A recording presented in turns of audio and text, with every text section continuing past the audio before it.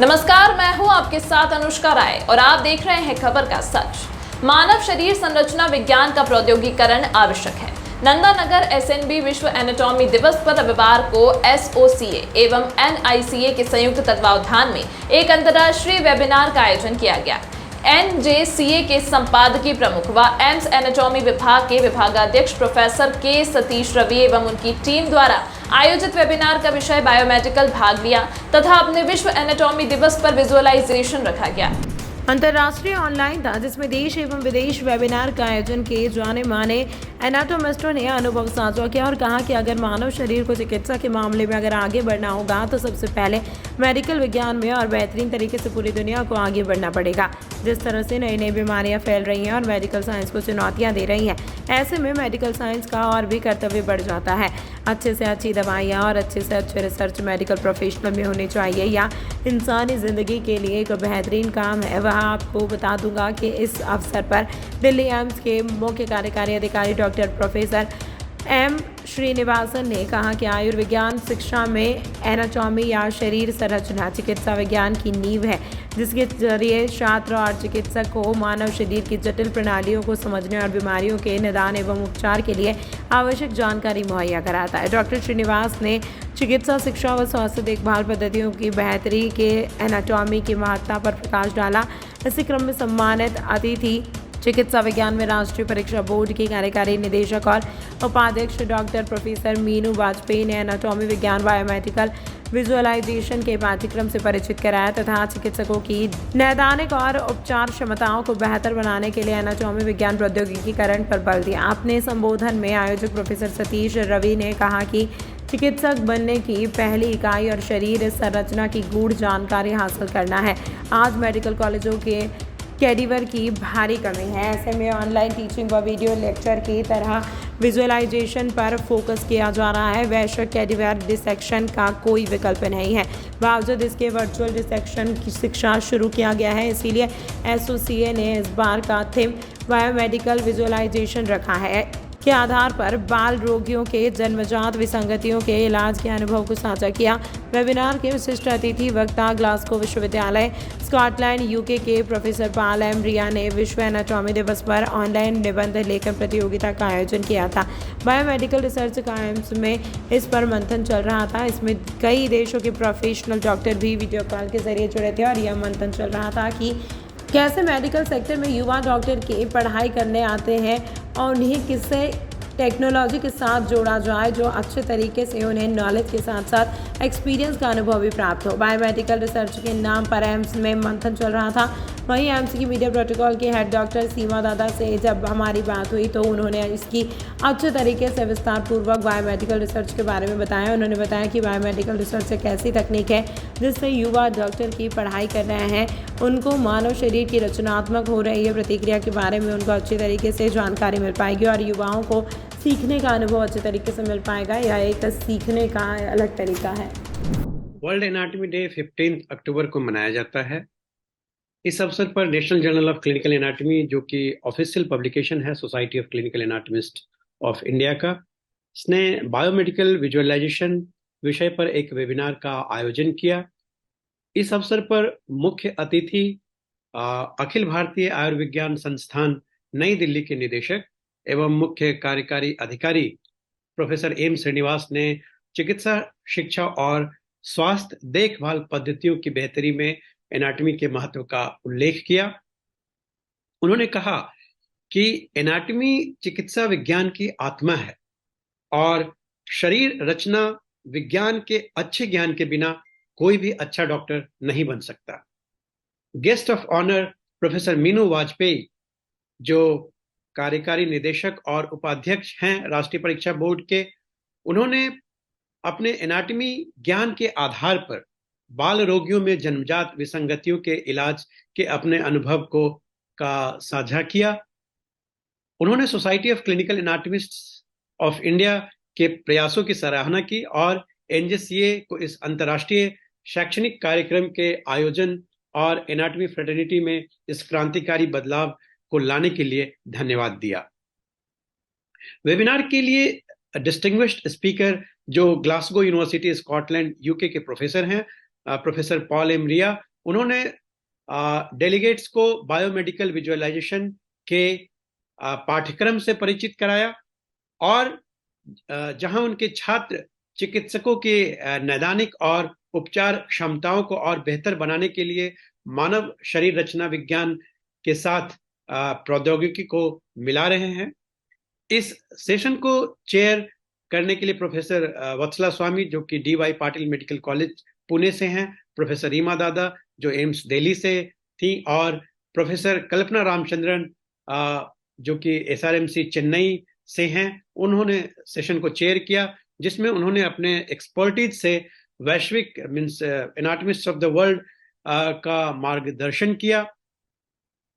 मेरा कहने का तात्पर्य है कि एनाटॉमिस्टों को एनाटॉमिस्ट होने का जश्न मनाना चाहिए और यही बदलाव जो है मैं देखना चाहता था और वास्तविकता में ऐसा देखता हुआ मुझे अच्छा लग रहा है कि in almost every medical college of the country, people are celebrating this World Anatomy Day and educating and updating not only the students but even the faculty members. So, anatomists को medical छात्रों को सर्वश्रेष्ठ प्रदान करने के लिए विभिन्न faculty development programmes में भाग लेकर पार्टिसिपेट कर समय की आवश्यकता के अनुसार खुद को अपडेट करते रहना चाहिए।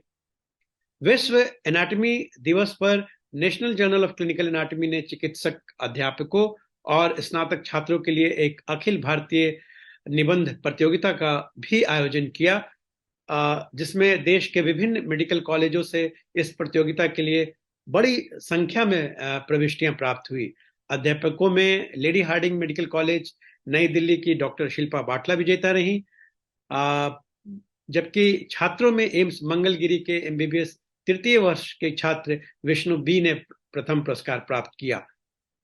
सोसाइटी ऑफ क्लिनिकल एनाटॉमिस्ट के अध्यक्ष डॉक्टर एम शिव कुमार ने मानव शरीर और उसकी आश्चर्यजनक संभावनाओं की बेहतर समझ के लिए आयुर्विज्ञान में एनाटॉमी के महत्व को समझाते हुए विजेताओं को बधाई दी और इसी अवसर पर सोसाइटी के general secretary professor Muthu Kumar well ने NJCA एडिटोरियल बोर्ड को एनाटॉमी फ्रेटर्निटी को विभिन्न एकेडमिक एक्टिविटीज के द्वारा अपडेट करते रहने के लिए बधाई दिया और उन्होंने कहा कि यह ऐसी एकेडमिक एक्टिविटीज हमेशा अक्सर ऑर्गेनाइज करना चाहिए जिससे कि स्टूडेंट्स ही नहीं फैकल्टी मेंबर भी अपने आप को अपडेट कर सके।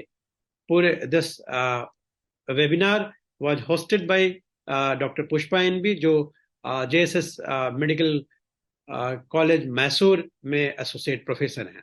धन्यवाद। मैं डॉक्टर रीमा दादा हूँ। मैं प्रोफेसर हूँ डिपार्टमेंट ऑफ एनाटॉमी या शरीर रचना विभाग में और फैकल्टी इंचार्ज हूँ लैब मॉलिक्यूलर रिप्रोडक्शन और जेनेटिक्स फैसिलिटी की और मैं एम्स की प्रोफेसर इंचार्ज हूँ मीडिया सेल की।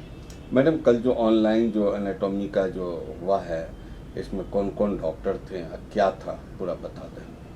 हाँ, 15 अक्टूबर सेलिब्रेट होता है वर्ल्ड एनाटॉमी डे की तरह और इसके तहत जो हमारी सोसाइटी ऑफ क्लिनिकल एनाटॉमिस्ट है जिसको हम सोका कहते हैं और national journal of clinical anatomy जिसके चीफ एडिटर हैं डॉक्टर सतीश के रवि, इन्होंने एक वेबिनार ऑर्गेनाइज कराया था जिसका थीम था बायोमेडिकल विजुअलाइजेशन।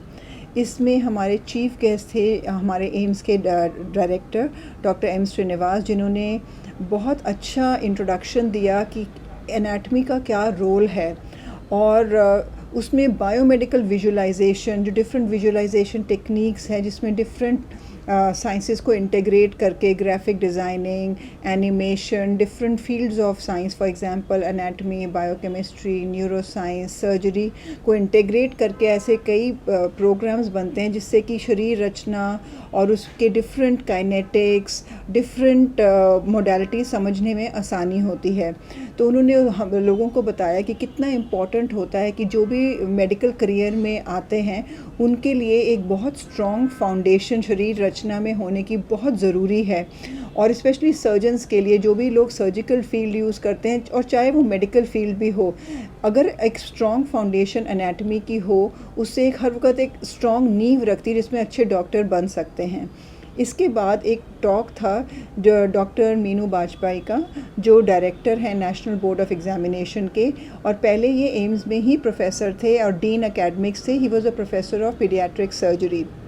उन्होंने जो लेक्चर लिया, उन्होंने कई अनोमलीज़ बताई जो बच्चे जिससे पैदा होते हैं, जिनको हम कॉन्जेनाइटल मैलफॉर्मेशंस कहते हैं, जैसे कि 2 किडनी होना या पेनिस ना होना या स्कैल्प बहुत छोटा होना, प्रीमेच्योर फ्यूजन ऑफ सूचर्स के कारण। और उन्होंने बताया कि कैसा knowledge of anatomy surgical management में हेल्प करता है। जैसे कि कई बार स्कल का बोन फॉर्म नहीं होता तो पेरिकॉन्ड्रियल ग्राफ्ट्स लगाते हैं, कैसे माइक्रो एनाटमी की नॉलेज, जैसे जेनेटिक्स की नॉलेज, जो सब एनाटमी के विभिन्न पार्ट्स हैं, उसकी नॉलेज, अच्छी नॉलेज होना क्यों ज़रूरी है एक अच्छे सर्जन बनने के लिए। और उन्होंने बहुत धन्यवाद किया अपने टीचर्स को जिन्होंने उनको एनाटमी सिखाई थी। फिर उसके बाद एक टॉक था डॉक्टर पॉल एम रिया का, जिन्होंने बायोमेडिकल विजुअलाइजेशन के बारे में बताया और उसका रोल कितना इम्पॉर्टेंट है आज के स्टडीज़ में, स्पेशली जब जैसे लैप्रोस्कोपिक सर्जरीज़, रोबोटिक सर्जरीज़ हो रही हैं, तो डॉक्टर्स के ट्रेनिंग के लिए, ट्रेनिंग ऑफ द ट्रेनर्स के लिए भी कितना ज़रूरी है कि बायोमेडिकल विजुअलाइजेशन ये टेक्निक है जो बहुत टीचिंग लर्निंग को समझने में, इजी करने में हेल्प करता है। तो ये इसी के तहत ये टॉक ऑर्गेनाइज़ किया गया था।